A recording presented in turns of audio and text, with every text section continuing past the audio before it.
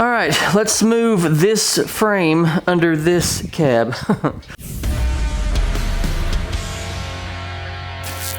What's up? If you're new here, welcome to the video, welcome to the channel. If you're not new here, welcome back. We are now going to move the frame of the Tacoma under the cab of the Tacoma. If you're just joining in, which most of you probably are, we are moving and we have to put this thing back together a little bit, and it's also going to fabrication. Just a bunch of stuff going on right now. In the last video, we put in the 2JZ and the AR5 transmission, and now we're ready to slide this thing back under the cab and get this thing ready to transport to the new house and then to fabrication. So let's just let's get to it, and we'll see if we can get this done in a decent amount of time because we are in a bit of a time crunch. First things first, we gotta get this thing onto some dollies because, you know, wheels don't slide this way very easily on garage floors. So we gotta get it on the dollies so they can move it around a little bit easier and get it under this cab. So let's jack it up, get it in the front and the rear, and it should be fairly easy to move. There's a lot more weight on there now, but should still be fine.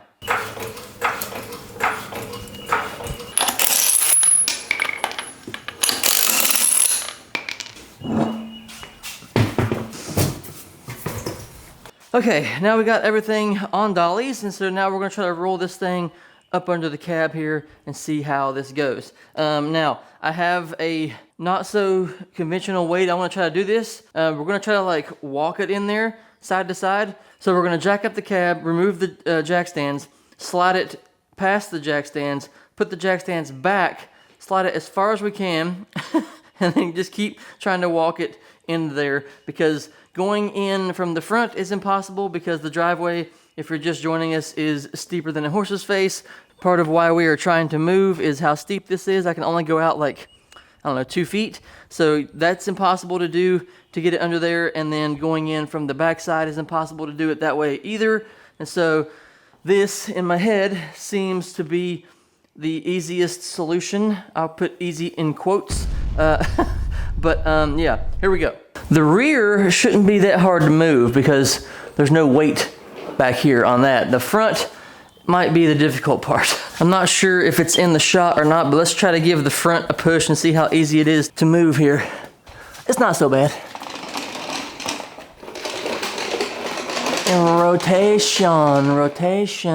Now we're getting close. So let us, I also got to line up the cab mounts to the actual frame itself, so that's kind of important as well. Okay, cab is jacked up off the jack stands, so I'm going to remove the jack stands now, and then we'll slide the frame the first half of the way back under the cab, and hopefully this works like I'm thinking it's going to in my head, but you never know. So let's remove the jack stands, I guess, and all confirmed support measures. Boom. Now we push. We may even get past where I think we're going to on the front part here. Okay, we're almost into the jack. So we got right about where I was thinking we were gonna with this. So put this jack stand back into here. And yes, I know this is, but I think this is gonna work out really, really well. Much easier than the first time we did this. Now, let's lower the cab back down. There we are. Let's roll the frame past the jack, pull the frame in. Are we gonna hit that right there? Oh, that hump is gonna mess me up, isn't it? God, that's gonna be close. That is gonna be oh so close. I may need to jack this up and set this down a little bit more. I'm gonna do that really quickly. We're gonna put it on the leaf spring as opposed to the brake drum. See if that helps us out at all. Boom, that should give us just what we need. Under, we continue to go. I think our transmission, yep, I'm gonna have to remove that shifter perch. Yeah. Okay. That ought to get it, huh? Back to scooching.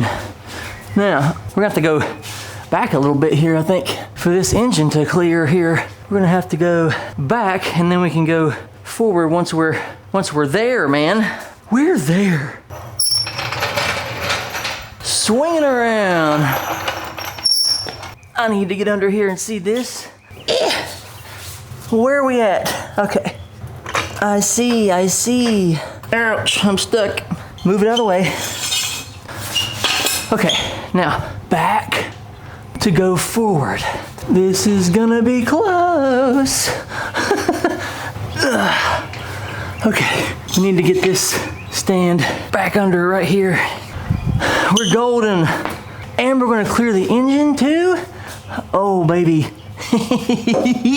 Okay. Now, we should only have to do that one more time to get past this thing, but let's drop this thing down. Boink. Nothing's hitting anywhere, very nice. Now, I can show you what we're working with here in the engine bay. This is one tight fit. We're gonna have to do some wiggling, I think, right here to get past this little timing. I think this is the VVTI gear right here. It kind of sticks out a little bit more. We'll have to do some finagling, I think, to get around that. And then back here is crazy tight. We got a little bracket right there that was for the, I wanna say clutch line. If we can get past that thing, we should be good. If we don't get past it and it gets us in a bind, I may just cut it off because I'm not sure I'm gonna need it. But anyway, let's keep working and see if we can get it all the way. We might have to, oh, I can't do that because of the transmission. Oh no. We may have to put it back up on the jack and then remove this jack stand in the front and kind of wiggle it. Come on. We might have to just pick it up with the engine hoist. What are we against? I don't see how we're touching anywhere. Oh, the hose. That's got me all effed up. All right, so we took the power steering pump off and now we are cleared right here, which this kind of seals this thing's fate because I was wanting to trim this a little bit more, but I wasn't sure about it, but now I'm pretty sure about it. So we will be trimming this panel right here a little bit more and it should make it easy coming in and out next time. But yeah, we are, touching back here. But now that we're past this, we can go forward and then at an angle and we should have this thing in there like some swimwear. Oh, and if you're curious why the jack is over there and the jack stand's here, I have it on the engine hoist with a strap. And that's kind of picking up the front end a little bit. That also helped out quite a bit. Forward. Are you moving? What are you caught on? Nothing, except for this bracket over here. Oh no, that bracket is right in the way. Come on, bro. I need to check this. Okay, we're past. Okay, so now, I can really just rotate this thing. We'll watch the cab just to make sure nothing happens, but woo, like that. Can I put this jack stand here? Get the engine hoist out of the way? I can. Okay, let's drop it back down onto this thing since we're clear, and that will relieve some pressure. We'll keep that engine hoist attached just in case. I can take off this, or I can rotate this oil dipstick tube. Rotate and or just move in general. Hang on now. Need to go back. Oh, the cab is just off of this jack stand back here. Am I into the engine hoist? No, I'm not. What's happening? I get that I'm on this jack stand back here, but what's the deal? There we go. Just had to get a little risky there for a second. There. We have it. Oh. Now we're hitting the jack. Are we gonna be able to put the jack stands here? Just friggin' barely. We're gonna have to do what we have to do here though. Let's just lower it down. The one in the rear is good. I just don't think this one right here is in a good spot, but what can we do, you know what I mean? Now, we just give it a push and we are through. Holy crap. Oh. That actually worked. All right, well, now we get to put on our brand new cab bushings and we will start walking this cab down onto the frame. Hooray! Okay, we got the new cab bushings mounted and installed. We do have the ones in the front to go, but these back here are good to go now. They're just these little bushings that squeeze together. This little rod goes through the middle there. I did not put any kind of lube, nothing like that on these things because I'm not doing a super detailed process with this because we're gonna have to do this all over again anyways. And so there's a lot of things gonna be changing with this thing, like the frame's going down to bare metal, epoxy, painting the frame, all that kind of stuff. We'll be visiting this again at some point, but for now, let's start walking this cab down onto the mounts and see what we can do here. I'm gonna put the wheels on it, I think, first, and then that'll raise it up higher, and so we won't have that far to go, I feel like, with the jack stands dropping it down and all that stuff. So anyway, enough yakking, let's lower this cab. And that, my friends, is how you mount the cab back on here. Knock this out, this will fall, and we're sitting. And there we have it. Now, we can push this thing out into the middle of the floor, and I can get that wheel on in the back because I can't get to it because it's so tight over there. As you can see, I can't get that wheel on in there.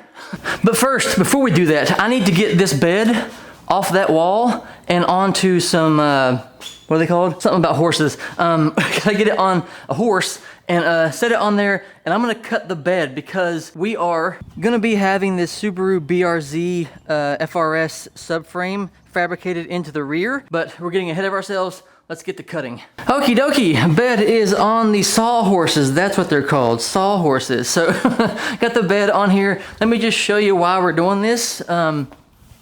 This part right here is totally rusted out. This is the bed liner. As you can see it flexing right there. I've already drilled a hole to get my blade started, but yeah, this is all gone here. And we gotta have a lot of this out anyway for the rear end stuff. So yeah, we're gonna cut from this brace all the way across through here to this brace, and then yeah, we should be good. This shouldn't take long, so let's get to it.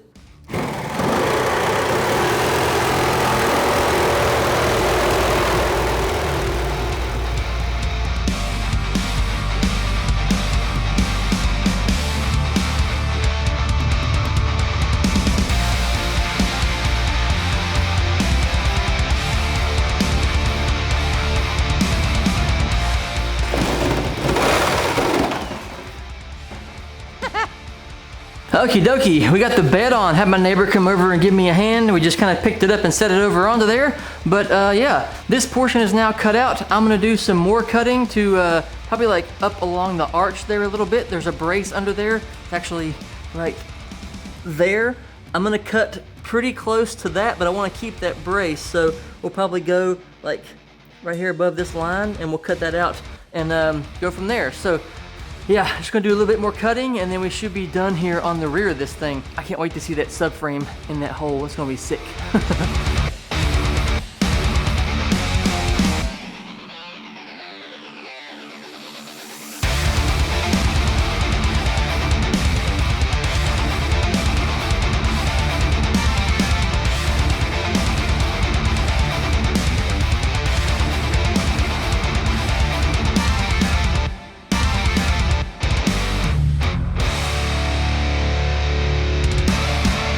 That is quite a bit cut out of there.